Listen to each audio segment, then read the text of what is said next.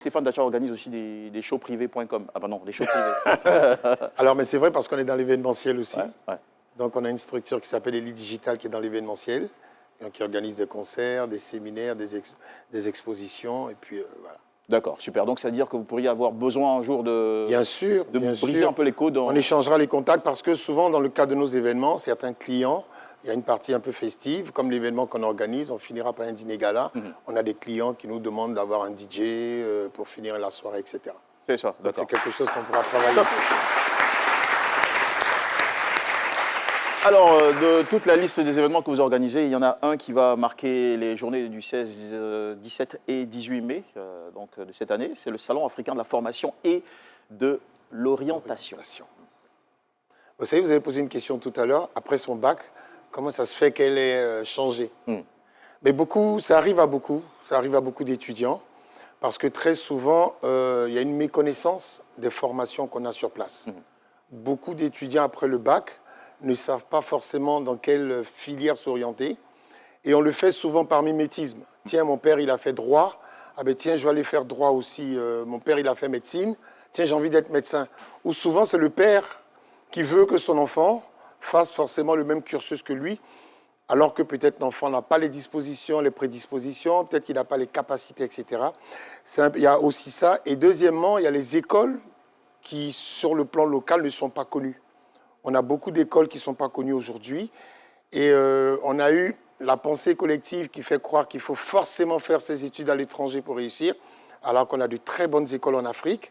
Donc, ils méritent d'être valorisés. C'est un peu le but de ce salon. Stéphane Dacha, DG de la structure Elite Digital qui organise le Salon africain de la formation et de l'orientation les 16, 17 et 18 mai 2024. Il faut être très précis, attention. Exactement. Il ne faut pas se tromper. De se retrouver devant une salle. Il ne faut pas venir un jour avant ni un jour après. Et le salon, a pour nom le SAFOR. Ça. Le SAFOR, le Salon africain de l'orientation et de la formation. C'est bien. Le SAFOR, on expliquait déjà le contexte. Le contexte du SAFOR, en fait, il est très simple. C'était déjà de valoriser, de créer une plateforme pour valoriser déjà nos écoles locales et surtout africaines. D'accord. Parce que pour un père qui a son enfant qui a le bac, n'a pas forcément le temps de parcourir toutes les écoles individuellement pour connaître les différentes formations qui sont offertes. C'est ça. Donc, avoir un salon, avoir une plateforme sur laquelle on a toutes ces écoles qui se présentent, qui présentent leurs formations, qui présentent les débouchés. C'était vraiment une aubaine et c'est quelque chose qu'on a voulu créer. Il y avait aussi l'envie de valoriser nos écoles. Parce que la pensée collective a toujours fait croire qu'il fallait tout faire à l'extérieur pour réussir.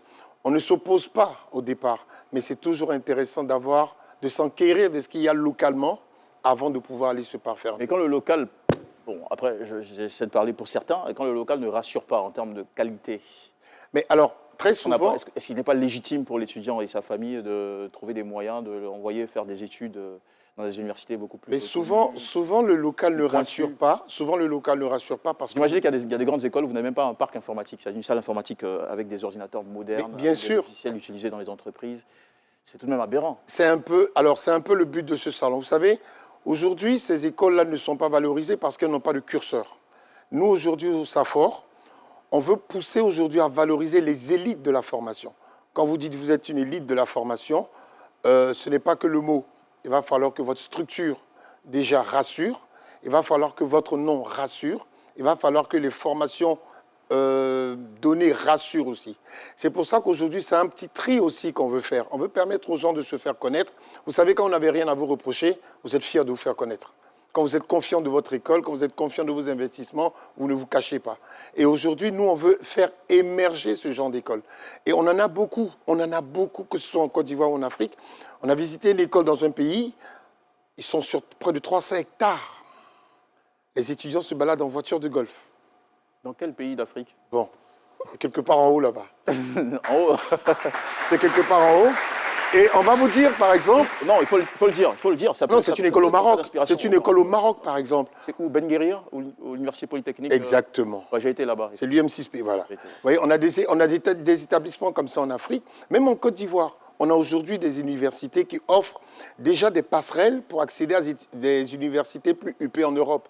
Mais on conseille toujours un départ local. Pourquoi? Parce qu'aujourd'hui, il faut dire que les jeunes ont le bac très tôt. On a le bac à 17-18 ans. et fait partir aujourd'hui... Karim, ton bac, tu l'as eu à quel âge déjà? Moi? Oui. Mon quoi? Ton bac, tu l'as eu à quoi, quel ça? âge? Comment? C'est quoi?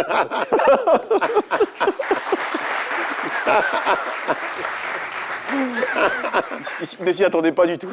De quoi parle-t-on? Qui a eu son bac ici à 17 ans? Vous voyez? Wow. On a 1, 2, 3, 4, 5, 6, 7, 8, 9, 10. Les gars, dites la vérité. Non, mais c'est bien, félicitations. C'est bien. D'accord. Non, mais ce qui fait qu'aujourd'hui, par exemple, il y a un fort taux d'échec quand on part très tôt. Parce que quand on part à 17 ans, à 18 Quand on part très ans, tôt, où? à l'étranger, dans un pays étranger, on a un temps d'adaptation. Si vous partez dans un pays qui n'est même pas votre langue de base, c'est-à-dire qu'aux États-Unis, en Angleterre, vous avez 6 ou 8 mois déjà pour maîtriser la langue, vous avez 6 ou 8 mois pour maîtriser l'environnement dans lequel vous êtes, vous n'avez même pas encore commencé les cours. Ce qui fait que vous non, vous avez 2 ans d'intégration avant de commencer maintenant vos cours. Et résultat, rien ne vous garantit même qu'au bout de ces 2 ans ou 3 ans, vous allez vous en sortir. C'est pour ça qu'on conseille toujours aux parents de dire, on a des écoles sur place, et je crois qu'il y a une image qui est passée tout à l'heure, on va voir, on a des gens qui se sont formés en Côte d'Ivoire, et puis qui ont réussi. Donc on peut se former en Côte d'Ivoire, on a des écoles de qualité en Côte d'Ivoire. Regardez, quand vous regardez aujourd'hui cette liste, c'est pas des moindres. Ouais. C'est pas des moindres. Donc aujourd'hui, c'est des gens qui ont fait leurs études en Côte d'Ivoire. Qui sont ces personnes en question? Ah on a par exemple Marie-Thérèse Bois, qui est la directrice communication du groupe NCA. On a le ministre Bruno Koné, qui a fait ses études à l'INPHB. Le ministre Remarque. On a Marc Wabi, M. Yedieti de la Librairie de France. M. Thierry Tano. Ouais. Yasmine Aounia, même, qui a fait l'INSET. Dominique Calif, qui est le directeur communication du groupe CIE. Voilà, on a Isaac Yamba, qui est le DG de la Poste. Voilà, je veux dire qu'aujourd'hui, on a... Voilà. Et encore. Je ne demande plus que la photo de... Oui. Il est là en plus. Mais en plus, on en parlait avant l'émission. C'est gentil, merci beaucoup. Non, mais on en parlait avant l'émission. Je ne suis pas à l'honneur, s'il vous plaît. Non, mais parce qu'aujourd'hui, vous faites partie de ce cursus de dire... Il y a des écoles de qualité. Vous avez parlé aujourd'hui d'écoles qui ne respectent pas les critères. Mais effectivement, c'est justement pour ça qu'on préfère, plutôt que les parents, de se faire une idée sur un salon.